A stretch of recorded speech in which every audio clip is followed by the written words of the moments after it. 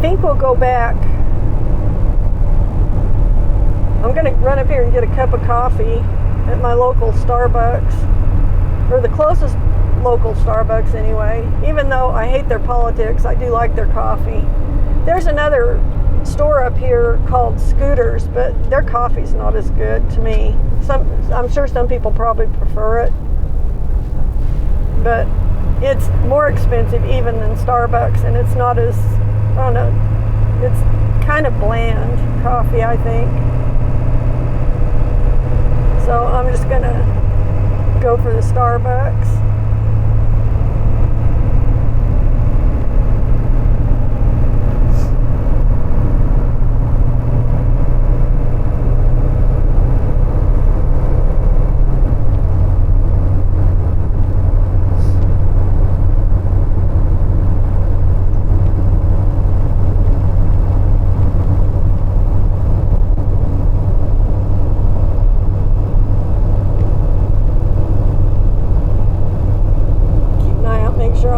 Over in that lane.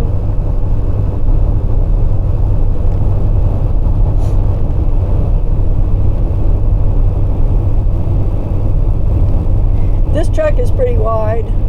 The bed on this thing, it's a good 8 feet wide. Plus rub rails.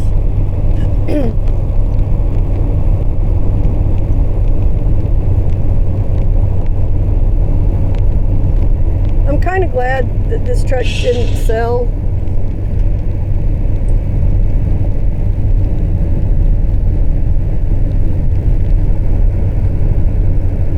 So I actually broke down and did something today I said I'd never do again, but I did it for a couple of reasons.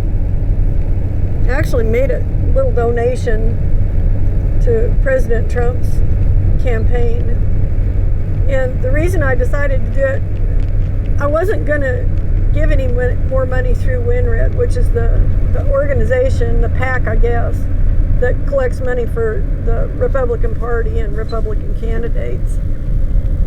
But since President Trump's daughter-in-law took over as the new chair of the RNC, I think that's her title, RNC chair, I decided I'm going to go ahead and send a little bit. I can't afford to send much, but I sent a little. You know, it's one of those deals. I'm sure people on both sides, if you're politically inclined at all, you're going to send a little bit to whichever side you agree with or whatever. But I had been withholding any contributions through WinRed because of the way the Republicans treated President Trump during his term, and because WinRed was benefiting those people too. But I think their attitude might have changed a little bit here lately. We will see. But, you know, you can spout off about politics all you want, but sometimes you got to put your money, at least a little tiny bit of it, not much maybe, but you got to have a dog in the fight. And so I'm not going to sit and complain about them and then not do what I can, to help my preferred candidates at least have a fighting chance. So, and I'm sure people on the other side feel that way too. That's fine. We need to get back to not being so hateful and polarized, And I could give you my analysis on all that, and you probably wouldn't care one bit, so I'm not going to do it. But what I will say is we haven't always been this polarized, obviously. And if you think back to when all of this started, it was an intentional attack on our representative republic. It was an intentional division that was promoted by certain individuals. And done a lot of damage to this country. A lot. That's what it was supposed to do. That was the intention, was to damage the United States. And it's worked. They've been very successful at doing a lot of damage. But I'm hopeful, you know, that people are waking up to a lot of this and maybe not falling for so much of it anymore. Remains to be seen. We'll see. But I'm going to go get my cup of coffee. Either way, I'm going to get my cup of coffee. Whether it's leftist coffee or not, I don't care. It's coffee. I'm not going to overthink this too much.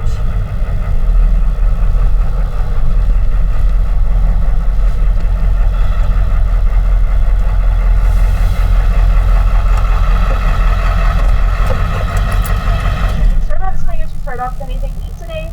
No, I just need a venti decaf mocha latte. It's going to be hot?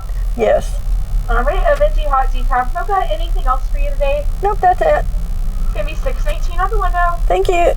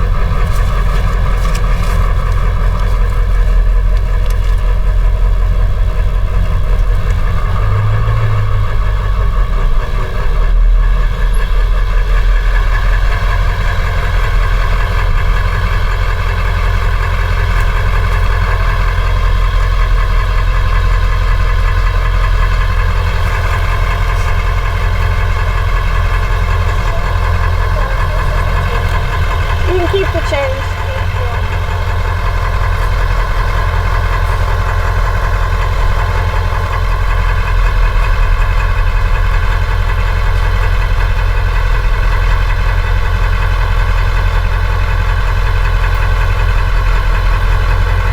I like your truck. Oh, thanks. I have a soft spot for the other one. Yeah, me too. I drive a 94 Ram. Oh, awesome. You have a great day. You too, thank you.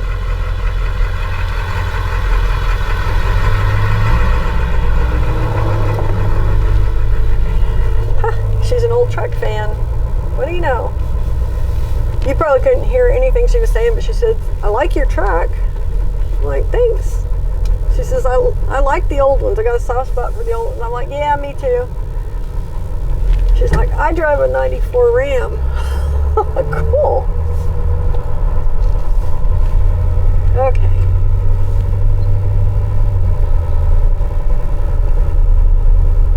Oh. Yum.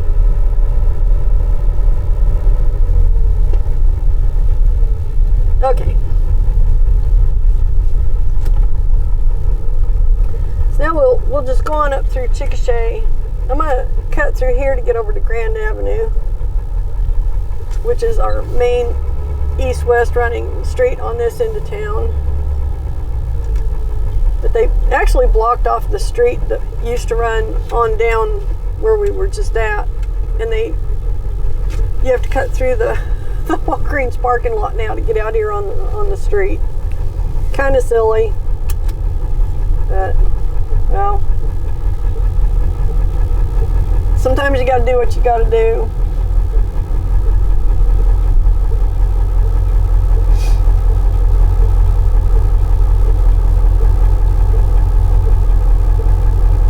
Might take a minute to get through this mess.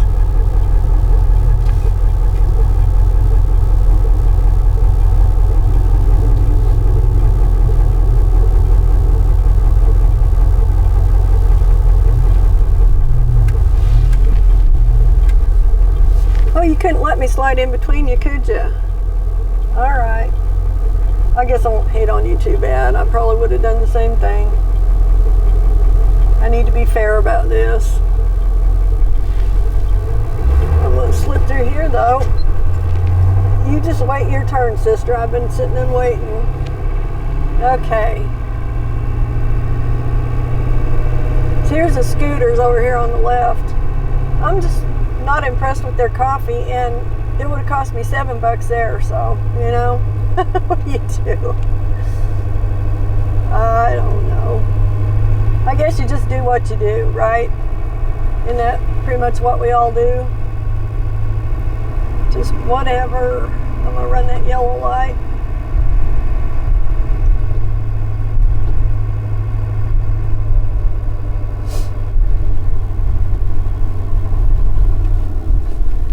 Oh, I'm so glad to be back in this truck. I actually missed it. It fits me really well.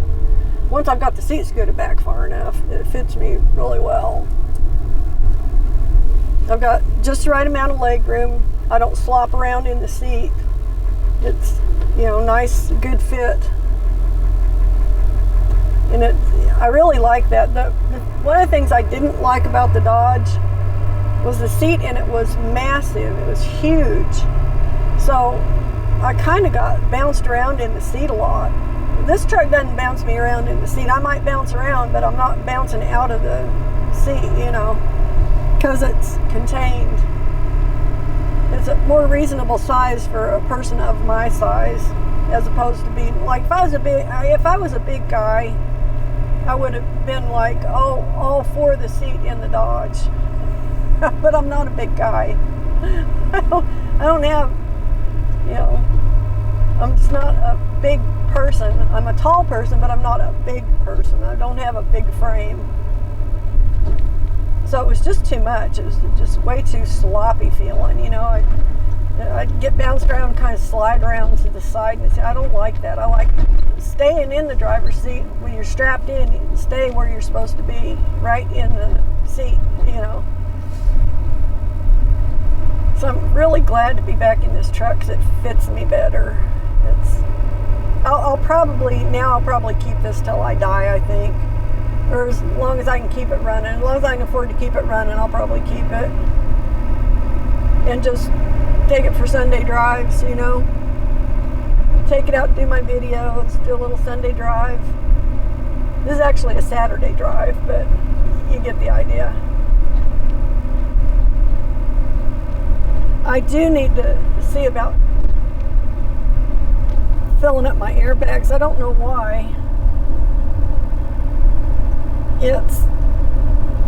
They're not filled up. Well, I mean, I know why they're not filled up because I haven't run it. Yeah, I just need to hold it on. Here's how I'm just going to keep the fill switch on for a minute and see if it starts pumping them up. It may just take it a while to pump them. I don't know. We'll see. It's a little softer ride when they've got some air in them, obviously. Not quite so bangy in the back there.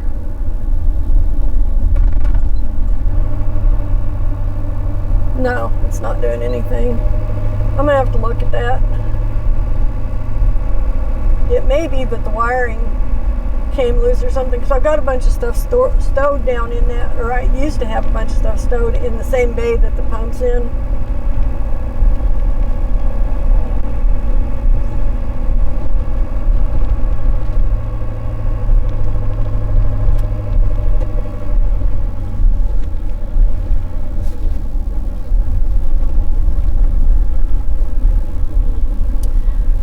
Not a critical deal right now though, but I do need to address that when I get home. Take a look at it anyway.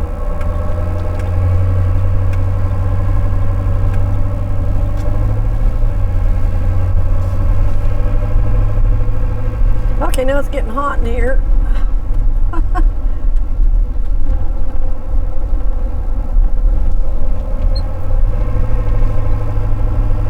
Okay, now we need the vacuum pump to work for the air conditioning, and it's working.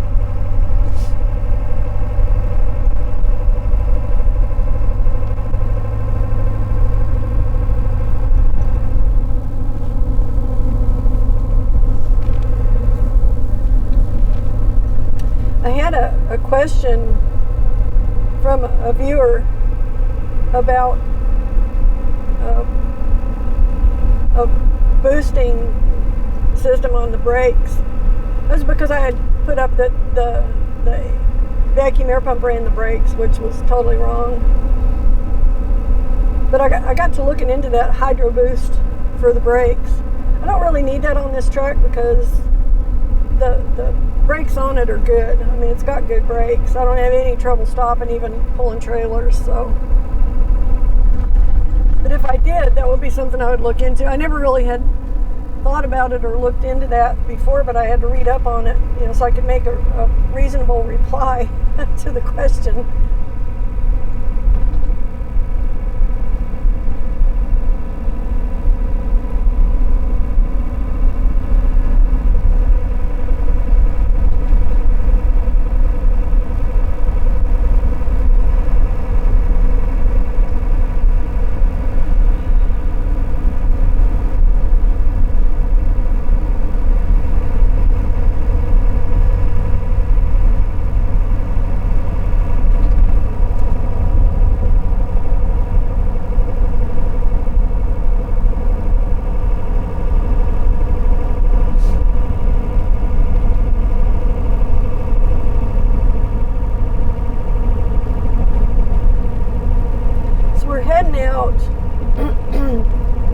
Out of Chickasha to the southwest, basically. I don't remember the number of this highway. When I see it, I'll see it down here at Norge probably. This runs over through Norge and a little town called Pioneer, or a little community called Pioneer. I don't think it's actually a town.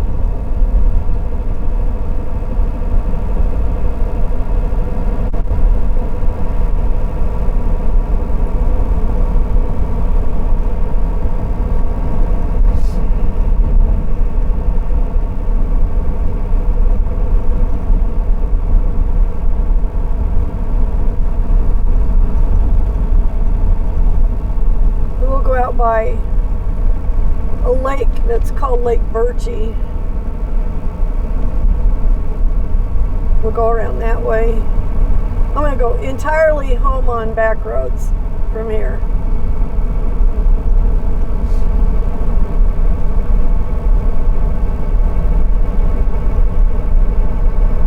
Or almost entirely anyway.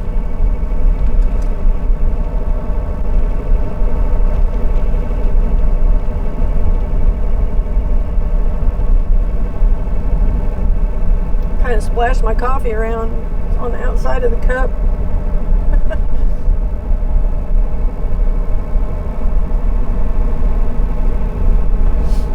But look at these trees. We're getting, all the leaves are coming in now. All the redbud trees are blooming. The fruit trees are all blooming.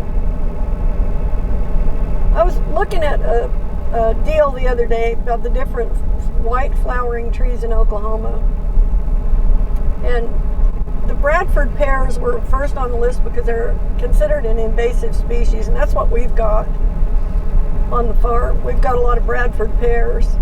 We also have locust trees that bloom white. There are service berries, which I don't think we have any of those on our place.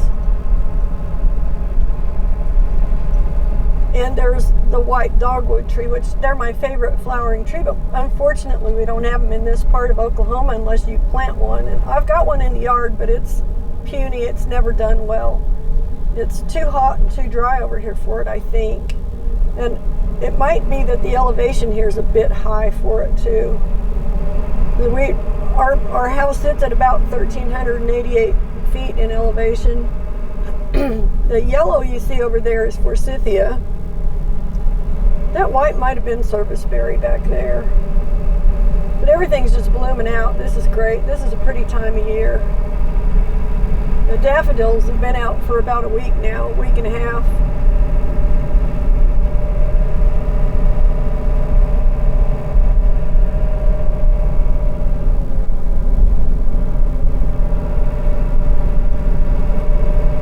When Bill and I were kids, 100 years ago, Not quite that long, but damn near. He had a motorcycle. I can't even remember what it was. I think it was a Suzuki. It's like a Suzuki 600 or something like, anyway. But we would run this road on that motorcycle.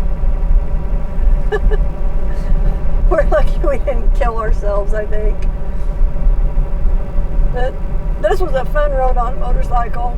And at nighttime in the summer, when you drop down into the bottoms, it would get cooler, and then you get on the hills and it'd be warmer, so you could feel the temperature changing going up and down the hills.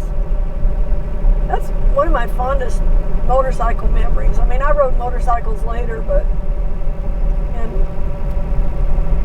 even Harley, the old 52 Panhead, but it was never as much fun as that.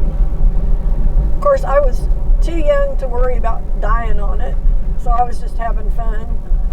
Didn't occur to me that it would could kill us in a heartbeat. And he was pretty good at, keeping it on the road. I tried to ride it once and I ended up in the ditch, and I couldn't pick it up because it was top heavy. I wasn't big enough to pick it up. Much later, I learned to ride the 52 Panhead, but it was a chopped bike, and it had a 30 over rake on the front end, so the way it was constructed, when I did drop it, which I did once, I could get it back up again pretty easy just by grabbing the handlebar and putting my foot on the peg and pull it, because the center of balance on it was so low. It didn't take much effort or much muscle to pick it up. But that other one, the one that Bill had, and that was, I couldn't lift it. I couldn't pick it up once I dropped it. It was,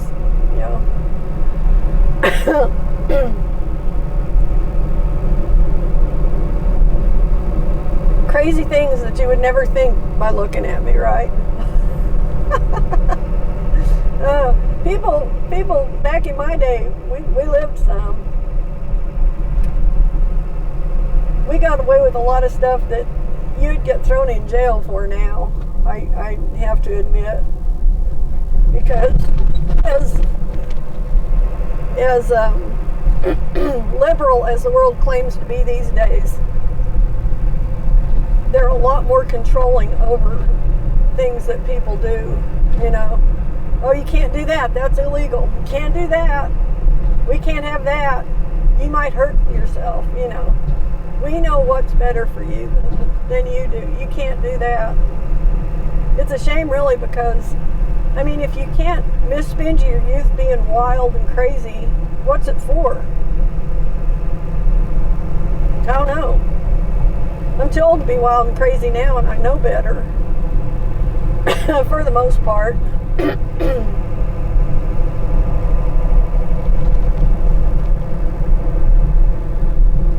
So in retrospect, I'm kind of glad that I, had my wild days. At least I can say I did. I don't have to wonder what it would have been like. I had a lot more fun than was legal. I did a lot of stupid things too that I would go back and undo if I could, trust me. But, man, I had fun. Had a lot of fun.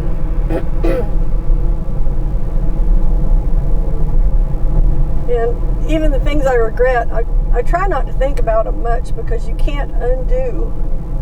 You can learn and not do it again. That's the best you can do. So, yeah, I've done some stupid shit, for sure.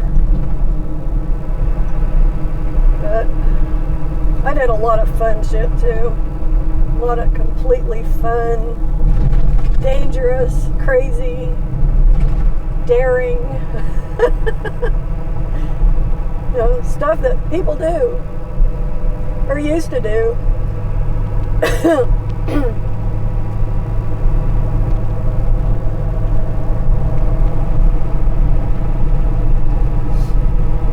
And I'm not done yet. I'm not doing crazy, stupid things. But these days, my crazy, stupid things aren't as crazy, stupid as the things I was doing, you know, between the ages of, say, 16 and 23. Yeah, vastly different.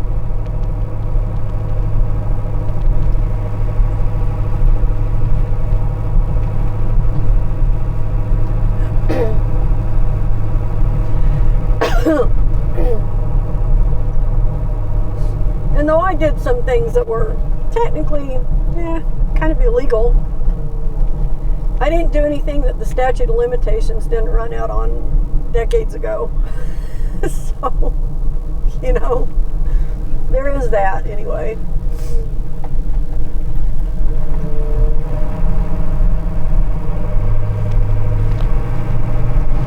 That might have been one of the reasons why I was able to be a good cop in a way, because I was old enough to understand human nature, and I was also old enough to understand, you know, some things are critical and some things are not critical. And to not overreact to the non-critical stuff. You know, there were plenty of times when it was sufficient for me to give a person a warning, you know, like, okay, you did this and I caught you. And I could, you know, I could take you to jail, but there's a thing called officer discretion, which is actually one of the better tools that police officers have. And a lot of that depends on your department too. You know, what your policies are and what things you do have officer discretion on.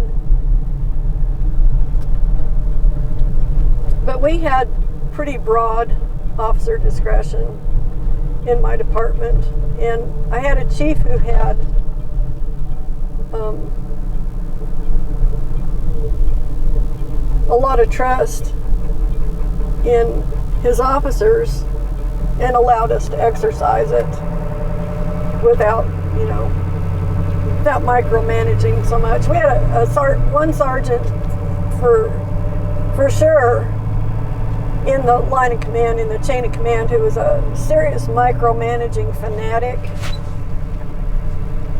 And those people, you just kind of have to, you know, you have to deal with them the best you can, you know, keep it respectful. But I liked not working with him better than I liked working with him, put it that way, because we did not always see eye to eye on a lot of stuff. And he always wanted to have the last say in every situation, even when I didn't necessarily think that, you know, he was right.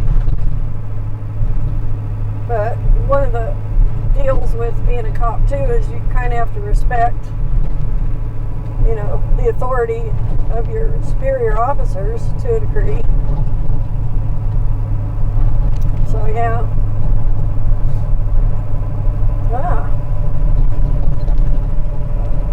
A mail carrier's vehicle up for sale. I wonder if that's a right-hand drive.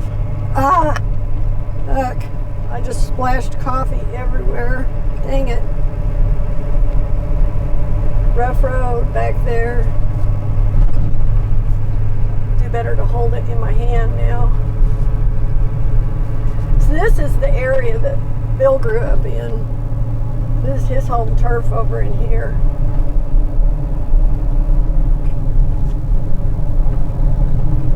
He pretty much grew up about 3 miles over there. Well, now I may go back.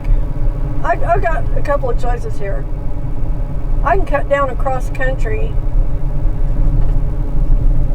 which I may do. Or I could cut back over to Highway 81 and go back in that way. But I think I'll take the scenic route and go on the back roads. So we probably won't go by his childhood home. We'll just keep going on down this way.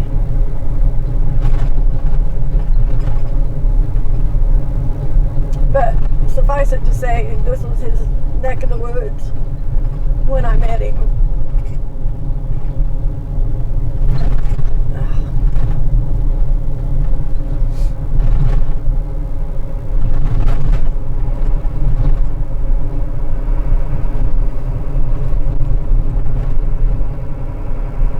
Yeah, I guess I gotta pick up the pace. I got a car coming up behind me here. I'm just poking along. The speed limit here is 55. But this road is really torn up. It's really rough.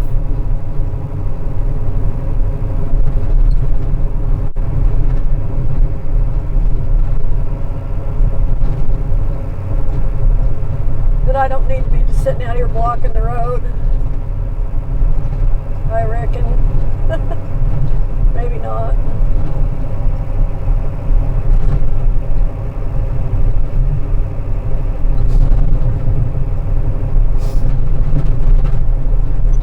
The hawk just took off. It's got a snake, I think. No, he's got weeds. He's got some kind of critter in his talons. I thought he had a snake, but he picked up some weeds with the critter. Flying off with it. You'll see hawks pick up snakes a lot on the roads down here. They'll get in the bar ditch, grab one and take off, and the snake will be writhing around trying to get loose, you know. Sometimes they do, sometimes they don't. Sometimes they end up eaten.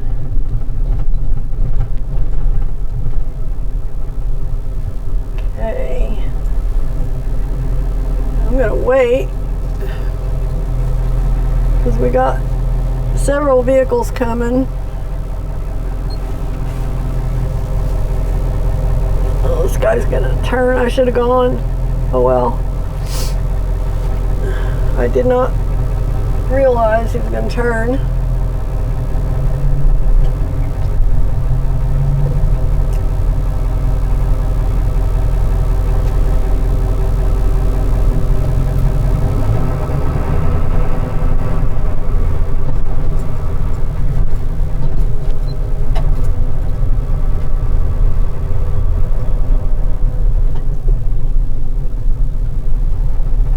This person is on my ass. Go around me.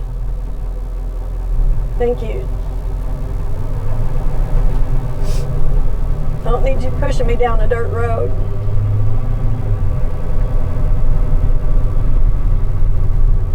Don't need it.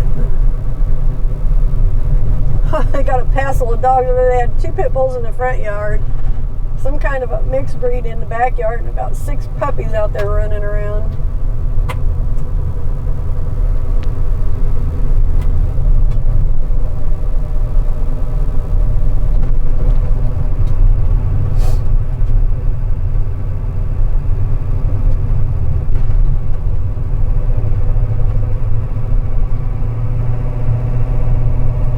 Another one behind me. What is it with these people on this road today?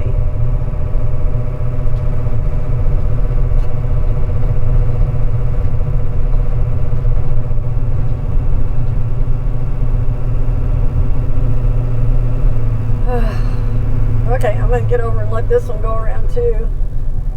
Getting a little tired of having people come up on my ass like this. Come flying up. This is a shitty gravel road.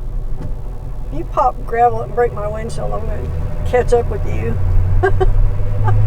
I'll get you.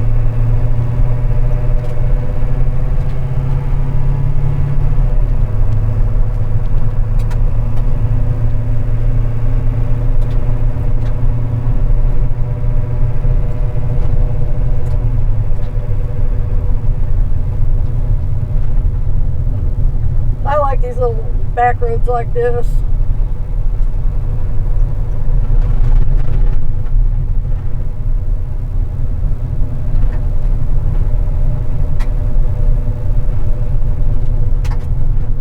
They have recently re-graveled this road.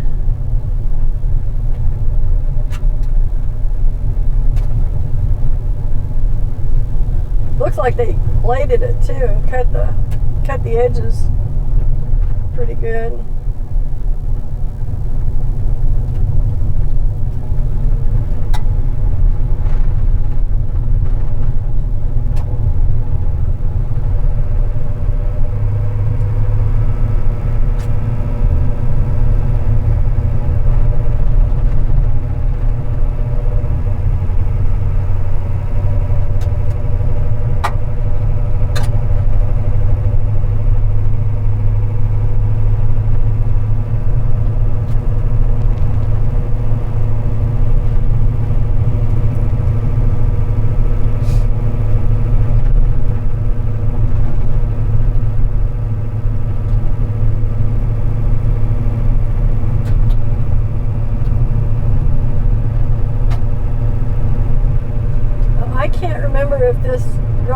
on through down to Rush Springs? I think it might.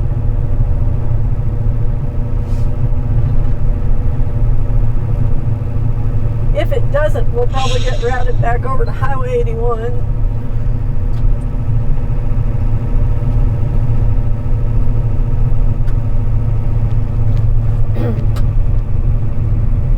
So I just screwed myself up by doing that WinRed thing, because now they're sending me even more text messages. They share your number with everybody who's fundraising, but they were bombarding me anyway, so 'tis the season.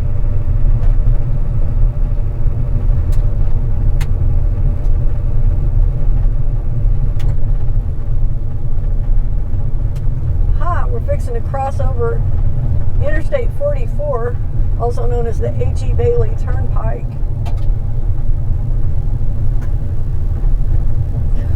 Well, that was a interesting street sign back there. Did you see that? There's another one. A little on the rude side. Sorry, but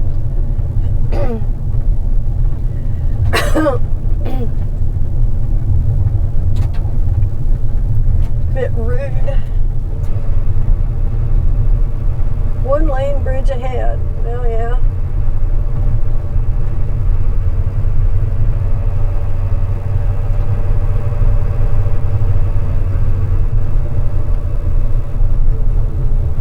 We are crossing Interstate 44. This is the overpass.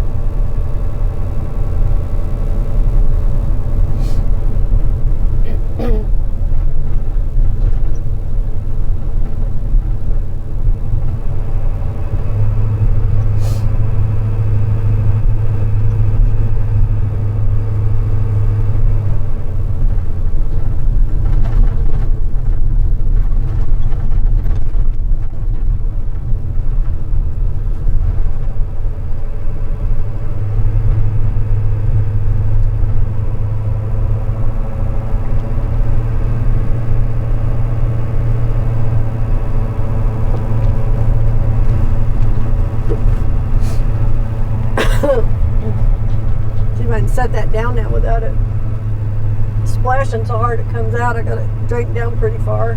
Maybe it'll be okay. This is a rough road though, so rough old road.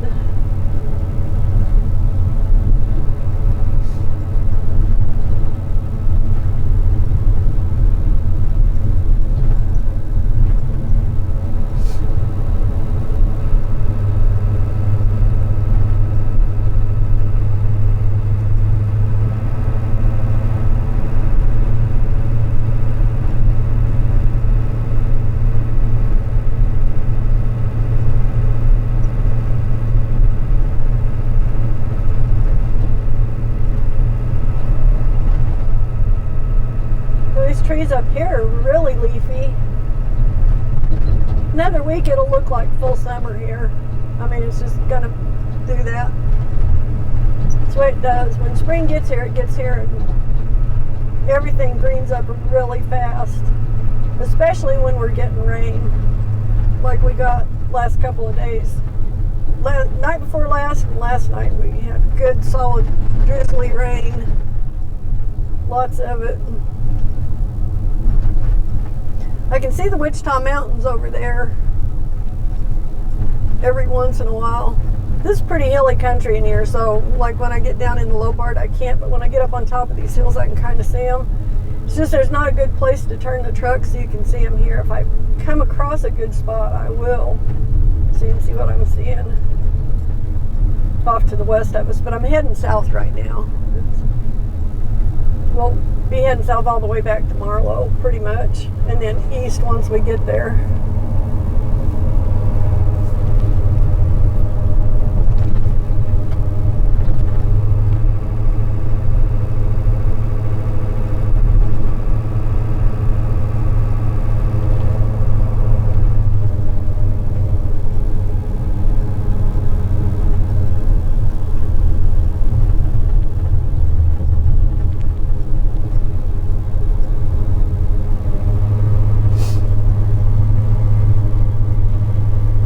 I'm going to be going to Craig in probably the end of May,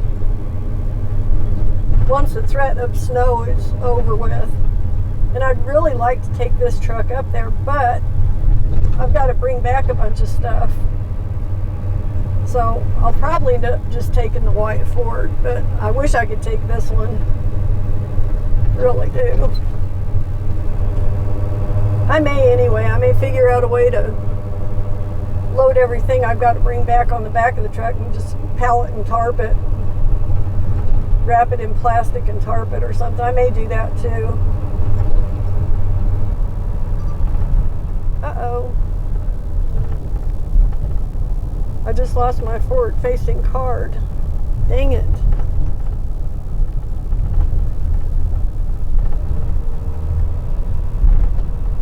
Okay, I'm going to have to pull over and do some card space management, I think, which I will do right here.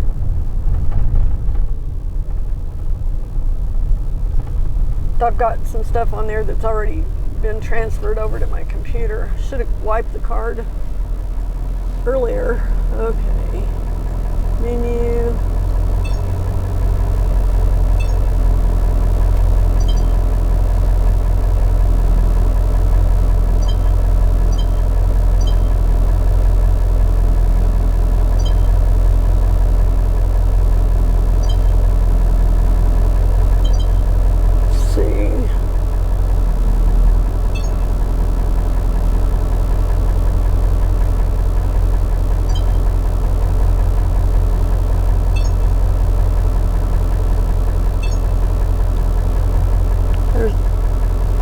Fox or something, or a little coyote just ran up in the woods beside me.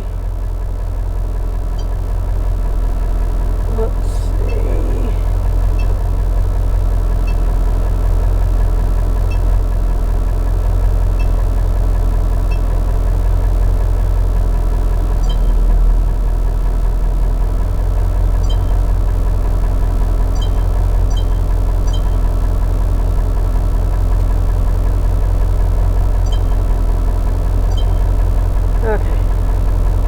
Now let's see if that got me enough room for the camera to come back on.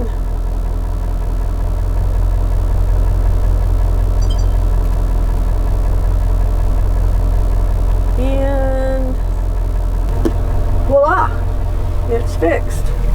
Okay. Should be enough to get us home anyway, I would think. I just looked up and just luckily saw the tail end of that. I think it was a fox. It looked like it had a fluffy little tail running through the woods over yonder. Over yonder, over yonder.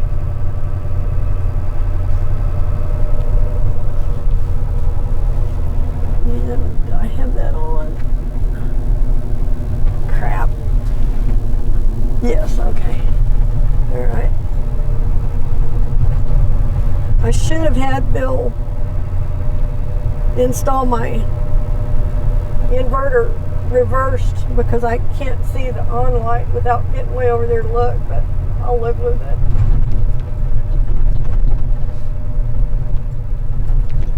He was nice enough to come out and help me get this all set up for the cameras the other day. I really don't know what I would do without him, you know. Not just that, but anyway. Regardless, I hope I don't ever have to find out.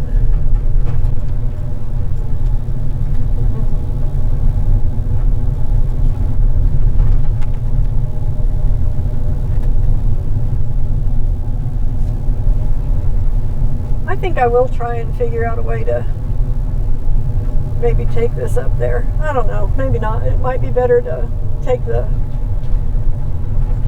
newer truck just for the breakdown factor, although I don't think this is going to be breaking down like it did for before for sure, because we've pretty much fixed everything on it that was giving us trouble over the last few years. I'm trying to think how long I've had this thing now. I think 3 years. 2 or 3 years anyway. Maybe just 2 years, because I think I'm getting ready to put a new tag on it in June. And I'm going to take the commercial tag off. So, is that another one of them? They really overdo a good thing. They make you not want to deal with them. Make me not want to deal with them. Anyway. Well, this is pretty out here. Look at all these cattle and good ground, nice grass. Look at all these horses. Horses and more horses.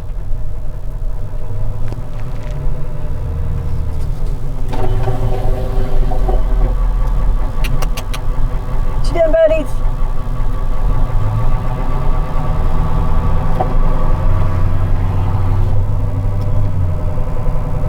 I like horses. I just don't like having the responsibility of taking care of one, and I don't like riding them. I got cured of that. I was like a little cowgirl when I was younger. When I was real small. Up until the time I was about 12, I was horse crazy. I was one of those crazy horse girls. Pull over and let this guy get on around me. Got another one back here.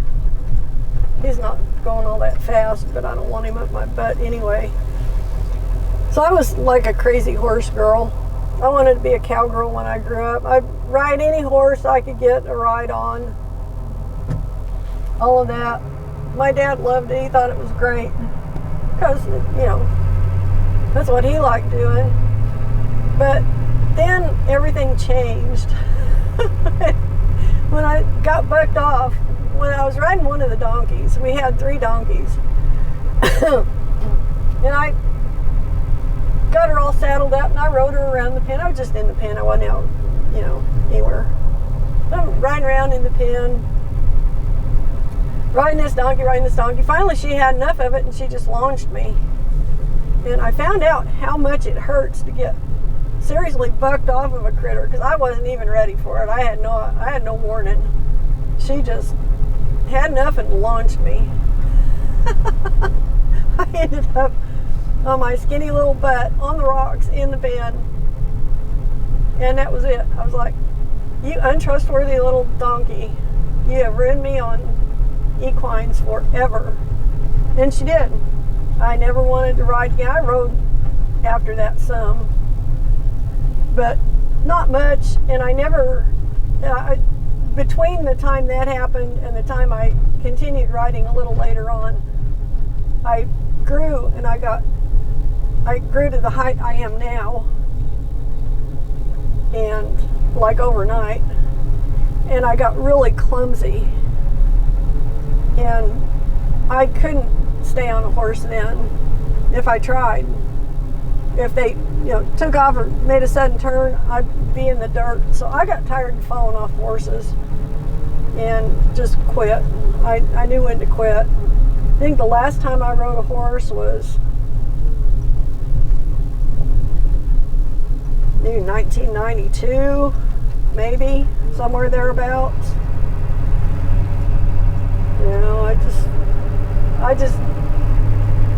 I did a few times off and on through the years, and I just decided, no,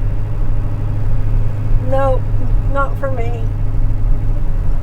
I loved riding them. I liked riding them, but I don't trust them because I know how unpredictable and unreliable they can be. I mean, they're animals. They got their own ideas.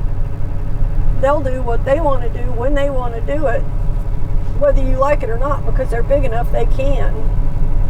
And I just decided I'm just not interested in that. I don't want to get bucked off anymore. It hurts. So, I kid around and say I'm just a shitty horsewoman, and that's true. I've never, since that time, I never rode enough to be good at it again. I was pretty good at it when I was little, before I got afraid of them. Because that's basically what happened. They taught me to fear them,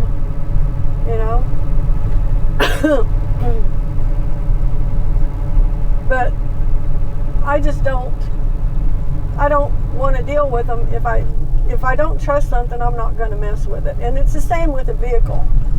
You know, it's like this truck. I trust this truck now because we've gone through it and fixed up a lot of the stuff, corrected the vacuum air pump issue that we had before and all that. So it's now more reliable. But the thing about any vehicle too is unless you have some weird mechanical failure, and I mean it could happen, but it's pretty rare. Like your steering just immediately goes out or something, or your brakes just go out without warning. Unless you have something weird mechanical happen like that, a vehicle will pretty much do what you tell it to do when you tell it to do it. And it doesn't have a mind of its own, and it's not going to spook or buck or, you know, run for the barn or any of that stuff that horses in particular kind of like to do. So I guess I converted from being a horse crazy girl to being more of a truck crazy girl, because I can make a truck do what I want it to do 99% of the time. And that 1% of the time that I can't, it's because something's broken that can usually be fixed. You know, it's an inconvenience, but it can be fixed. So, you know. So that's where I've put my energies as far as my, you know.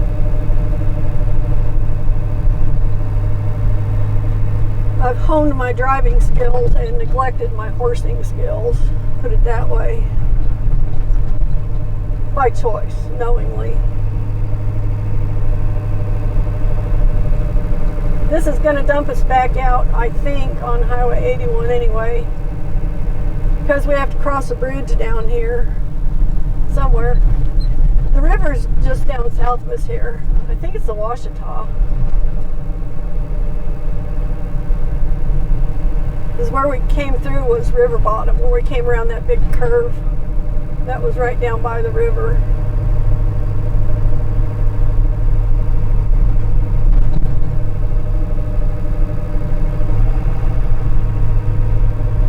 I think anyway.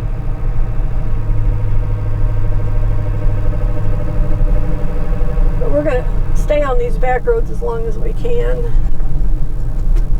I really don't want to hop back out on 81 if I don't have to.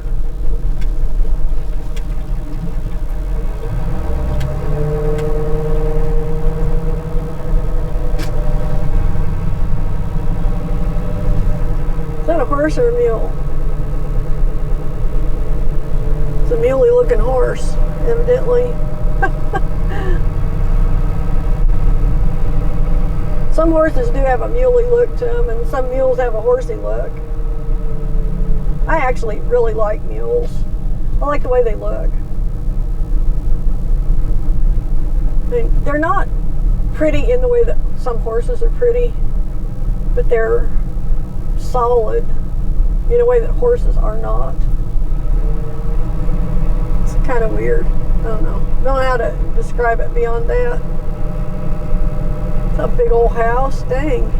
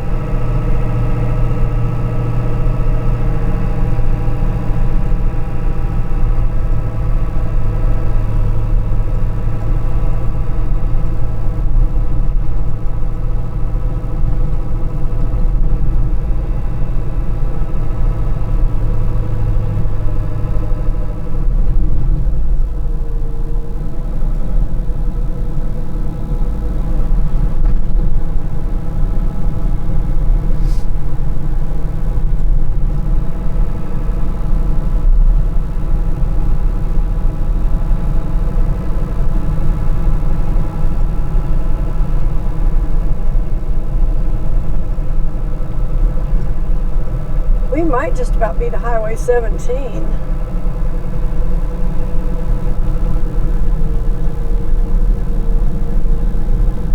It's been a long time since I came through back in this one. I've never really known this area all that well.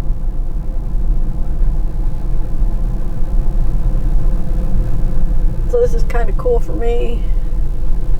Little cellar out there. County Road 1510.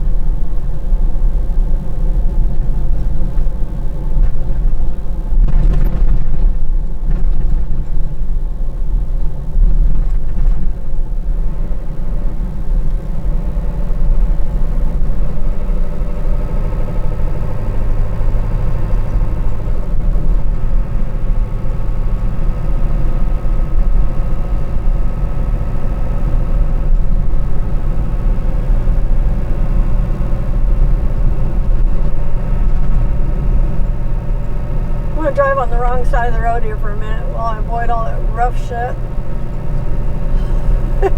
So don't think anything of it.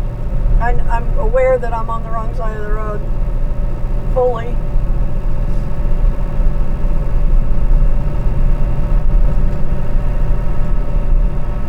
It's not like I'm out here just, unaware of my positioning in the middle of the road or whatever.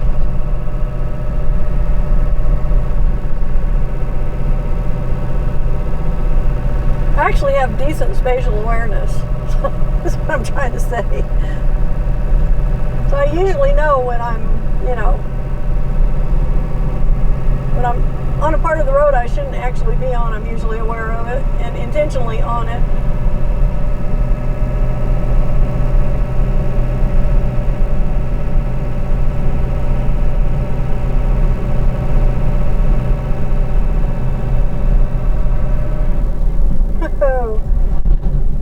That, my friends, is why you stay on the right side of the road when you're coming up on a hill on Oklahoma back roads.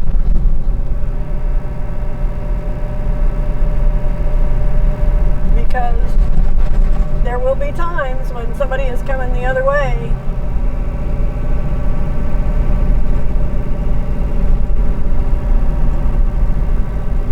If you pay attention, you will notice that if I'm on the wrong side of the road, it's not on a hill. Definitely not on a hill. Pot farm. Looks like defunct pot farm. Falling down. Yeah, it's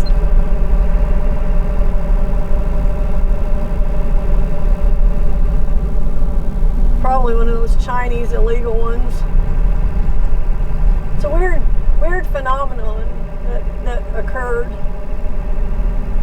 once they okayed medical marijuana in the state. In retrospect, I wish the state had not agreed to it. It was put up for vote to the citizens. And I did not vote for it, by the way. I voted against it. But it did pass, and in retrospect, I wish it hadn't, because pretty much all it did was brought in Californians and Chinese gangsters, basically. That was the end result of it here. Like, I think it was 2018 was when it was voted in. So it's been, 7 years? And that's been the result. We've got a bunch of abandoned illegal Chinese grows where they used somebody local to buy the license, and then they just ran the business. They paid them, I'm sure, and then just ran the business on their land, which is totally illegal. Is Highway 17 up here we're coming up on.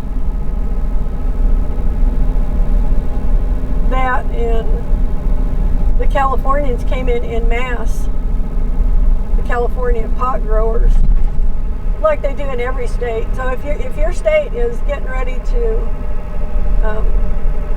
vote on or approve medical marijuana, be warned, you're going to get overrun with Californians and Chinese bastards.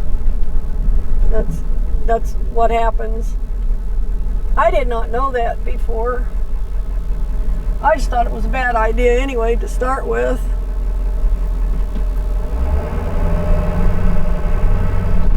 So I figured it was somebody getting their foot in the door. I didn't really have a very well articulated argument against it, other than the idea that I thought it was stupid, you know.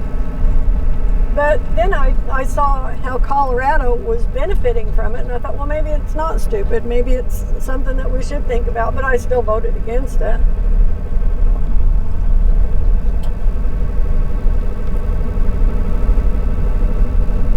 Which may sound kind of hypocritical, because once it was voted in, I actually started a pot farm. I only ran it for 2 seasons. And the reason was, the first season was good because there was very little regulation. And then the second season, they put in regulations that made it impossible for me to really make any money on it. And that was the only reason I would have done it, was, you know, for money. You know. And with the understanding that this was going to be medicine and not just people out getting high for fun. Well, that's not what it is. It's basically people who already are a part of the drug culture, the pot culture, just wanted to be able to have pot, you know. And we got hoodwinked. Oklahomans are pretty compassionate people, and they decided, you know, well, the ones of them that voted for it decided, okay, we'll okay this for people who are sick, and they pushed it like for cancer patients and people, you know, who are in extreme pain and that kind of thing. That was, of course, how they presented it. In reality, the way it's actually worked out, the pot culture people in the state all have medical cards. You don't have to have any particular reason to get a medical card, because they've got doctors that hand them out like candy. And so if you want to get high in Oklahoma and not have to worry about getting busted, you just go get yourself a medical card and toker up. Well, it confirmed my suspicions, because I got out of it after the second year, or at the end of the second year. I was like, I'm done. I tried to help get reasonable legislation on it. I went up and, you know, lobbied at the Capitol and all that. And we had a good bill, and then they added something to it that killed the whole bill. It made it so our governor vetoed it. But we would have had a good bill if they would have left that out. But they were pushing too hard. They wanted it recreational, and they wanted a lot of things in there that it was too soon to ask for. Even if it seemed reasonable, it was too soon to ask for. They were asking for the moon. And so Governor Stitt vetoed the bill. So I just folded up and got out of it, because I could see the handwriting on the wall. At that point, the California lobbyists were already coming in and trying to rewrite the laws to benefit them and to push mom and pop people out of the business. And they ended up doing it. That's pretty much where it's at now. But what really killed it for me, I mean, even just the idea of it, was last year. I think it was last year, a year ago, maybe 2 years ago. They put on the Oklahoma ballot for the voters to decide whether we wanted recreational pot or not. And it was a resounding, oh hell no. If we'd have known what we know now, we wouldn't have given you medical marijuana. So at least there's that. So it turned out to be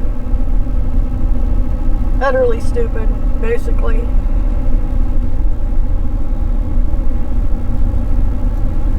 And I just decided I didn't want to be associated with it. After dealing with the people who are in the business, I don't know if you've ever tried to do any kind of serious business with a pothead. It's not fun. It's like, trying to deal with irrational people who can't make up their minds and who can't commit to anything because they can't think hard enough to decide what they want to do in the first place. And I was just over it. I was like, okay, I'm out. I'm just out. The first year I did real well monetarily. And the second year was okay, but not great. But the people I had to deal with confirmed in my mind that I didn't want to have to deal with any of these people ever again because they're idiots. They're bloomin' fucking idiots. Not a live brain cell amongst the lot of them. And it was just no way to try and run a business. You can't run a business when your customers are high as a kite and can't make a decision. So it was like, no, I'm just out. That and the laws were, we didn't get the changes in the law that we needed, that we should have gotten through, but they pushed too hard and asked too much and screwed everybody. So at that point I was like, if this is how the lobby is going to be on this industry, I don't want any part of it either, So I just got out. But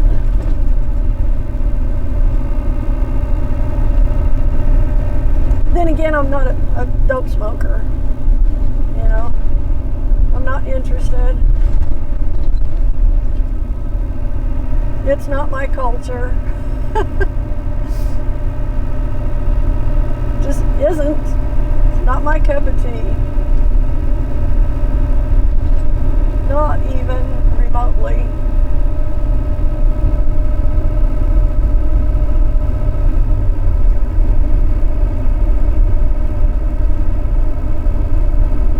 Which, I'm glad too, because that's not the kind of lifestyle I want to live. I don't think that's a great lifestyle to have.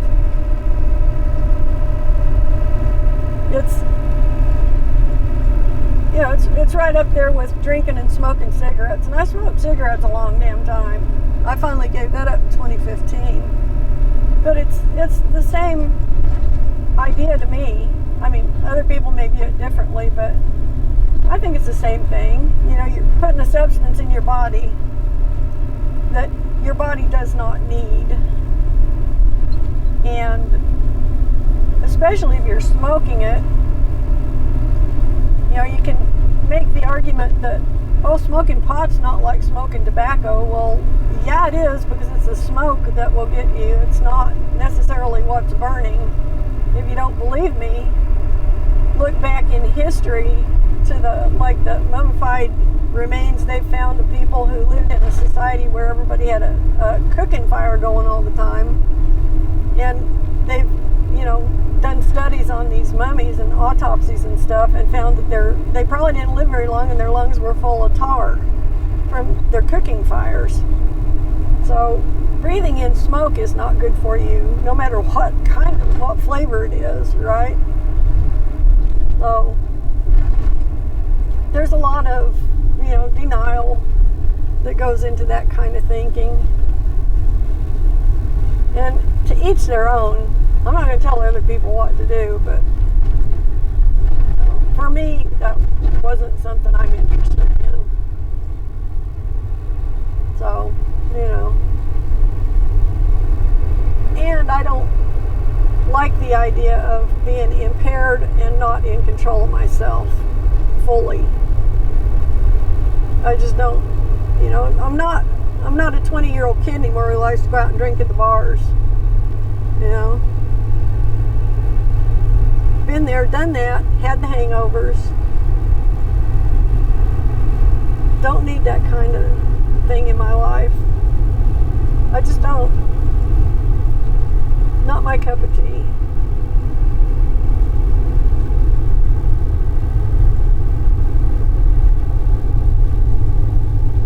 Oh, I wonder what was wrong with that mailbox. It was knocked over.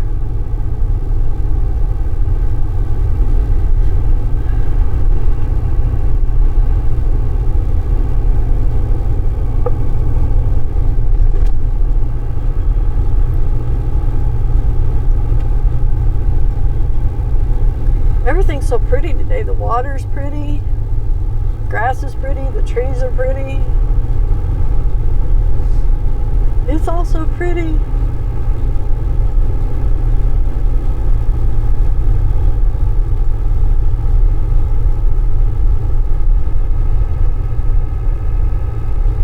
A little possum. Possums and raccoons and skunks sure get run over a lot. It's rough being one of those kind of critters anywhere near a road.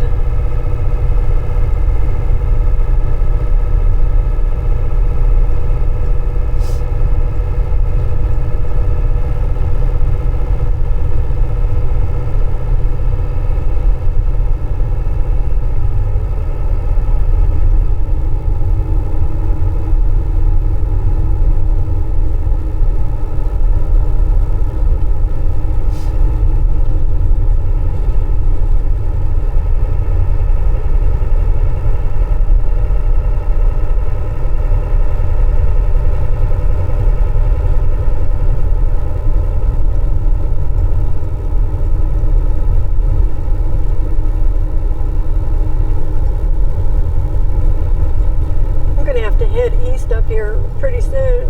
I should just about be to the county line road. Just might be it up here.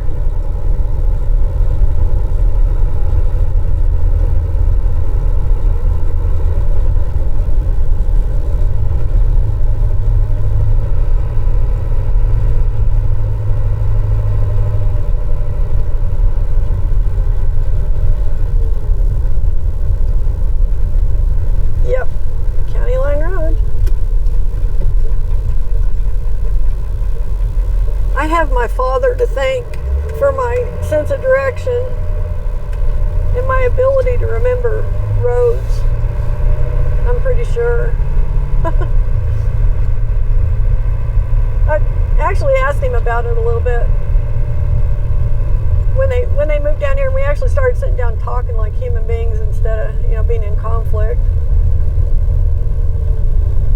And I think his brain worked.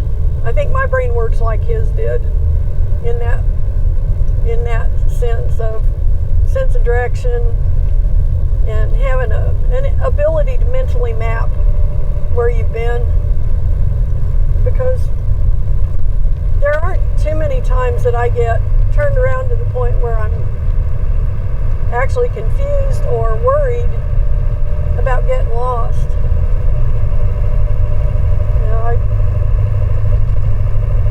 There have been a lot of times when I've taken off on a road I've never been on, and I got a little worried. Like, well, I don't know if this is a good idea. But because I've got a pretty decent sense of direction, I managed to, find my way back, or find my way through it. And Dad was the same way. He pretty much could remember a path he'd been on and didn't have too much trouble with it. He didn't get lost often, or he didn't lose things often. He lost a rifle once, though, out hunting. I'm sure it's still laying on the side of a mountain where he laid it down. He was so mad. This is probably, when he was in his late 60s maybe. He lived to be almost 86. He died right before his 86th birthday. So 7 years ago now. But he was out hunting one time, up on the side of a mountain, I think down by Glenwood Springs somewhere, I think that's what he said. And he stopped to answer the call of nature and set his rifle down.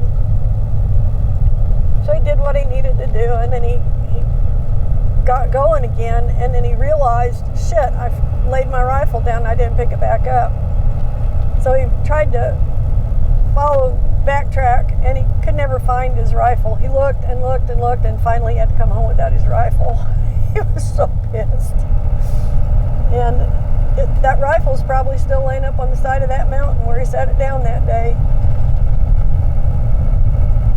Yeah. He was really disgusted. Understandably, I'd be pissed if I left my rifle out too. You know, but that's, to err is human. You know, he proved himself human that day. But yeah.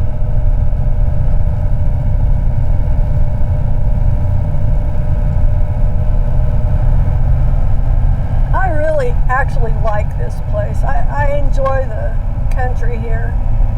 I like being out west better in a lot of ways, but I don't like the winters. So this is a trade-off. I mean, this is my second favorite place, I guess, to be.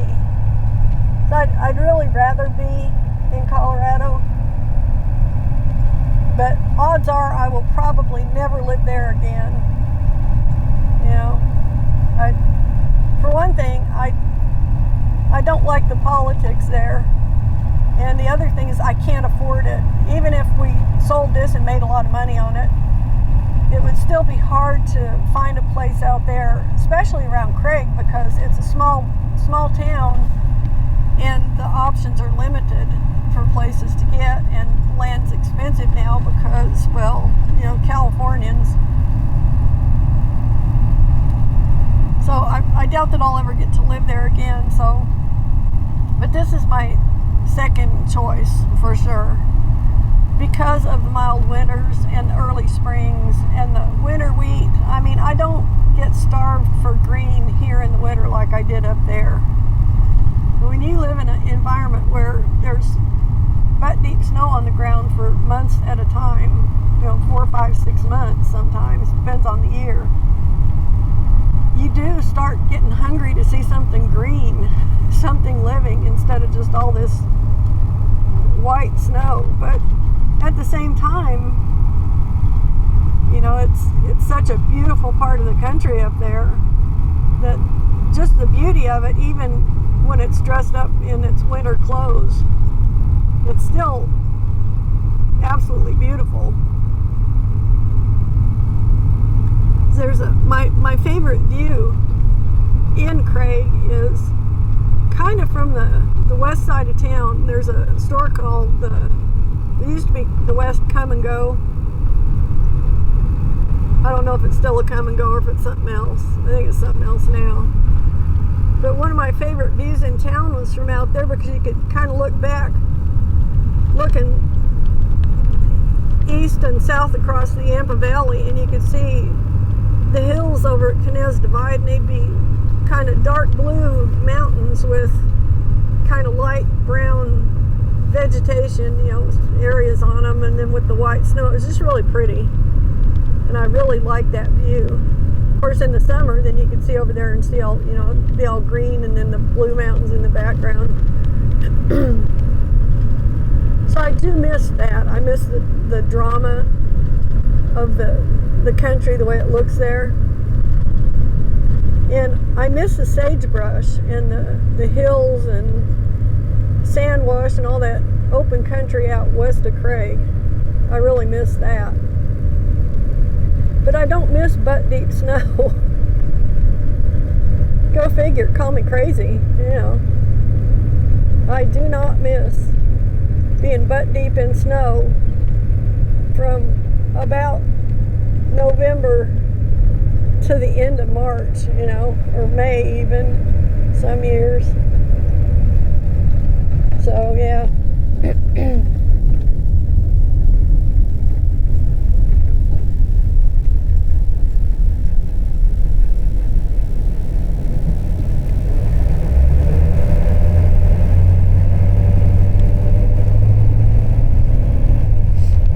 pears. All these white trees up here, those are all Bradford pears. I didn't really realize they were an invasive species. I guess I should have known it, but they're more of a decorative tree. I mean, the landscapers use them a lot because of the flowering properties and because they're sturdy trees. And they're kind of uniform shaped trees, so they don't get too wild and crazy. But they don't produce fruit, so they don't make a mess. You know, you can have your pretty spring flowering tree and then not have rotten pears in your yard all fall in the winter.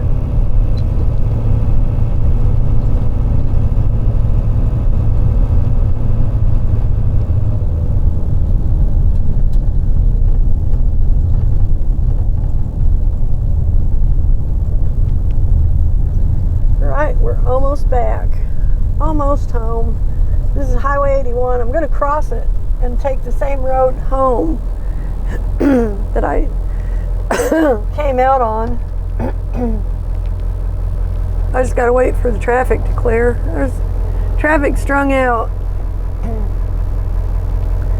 So it's going to be iffy getting across here.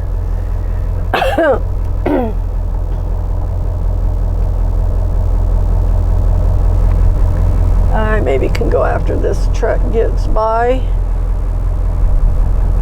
Here we go. Cool.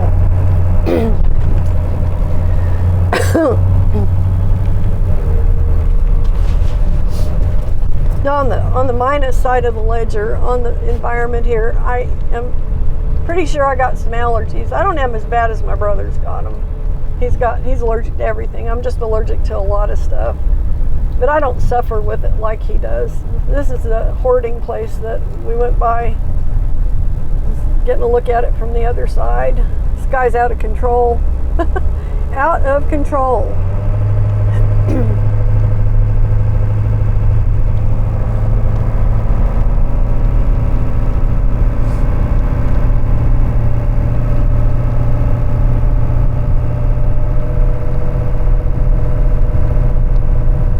A buckskin horse. My favorite color of a horse. I love that buckskin look.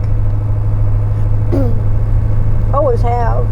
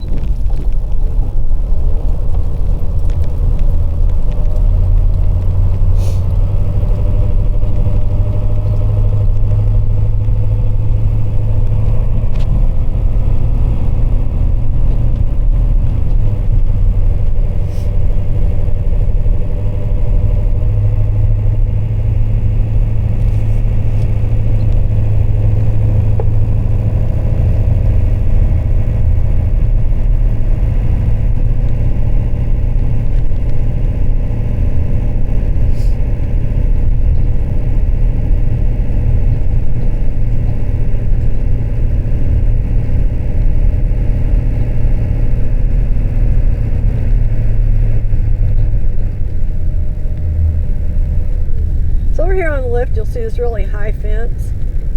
The high fence is in there for a reason. They're way too far away from the fence for me to get a decent shot at them, or I would. They've got water buffaloes back in there. They've got elk, and there are 2 zebras living in there. But they're way back in the back of the property there. So even if I turn the camera around, you're not going to see anything but just little critters far away. I come by here a lot of the times in the hopes that maybe they'll be up here closer to the fence and I can get a picture of them for you.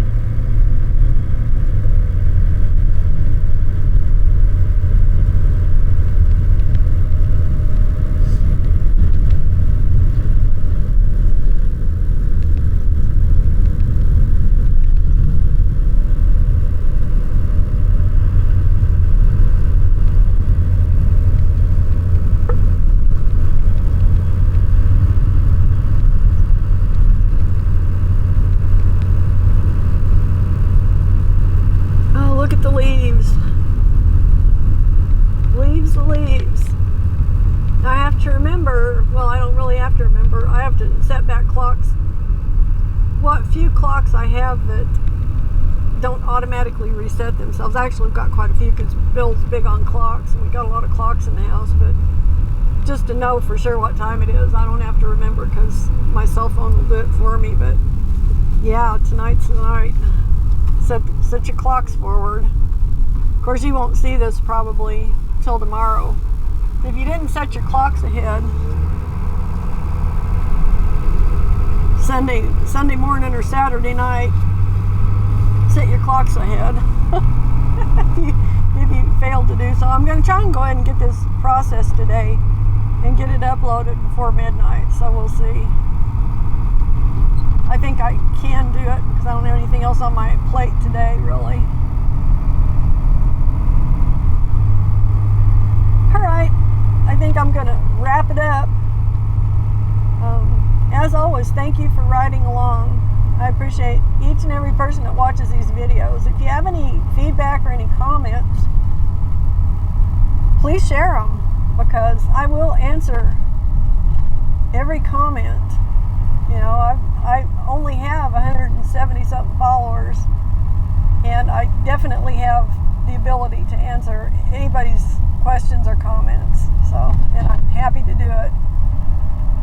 Or if you just want to tell me you think I'm doing a great job, or maybe not so great job, I welcome feedback, you know.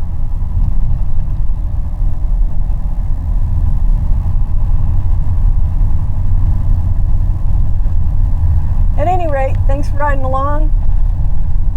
I will see you in the next episode. And y'all have a good evening and a good week next week. Thanks a lot. Bye-bye.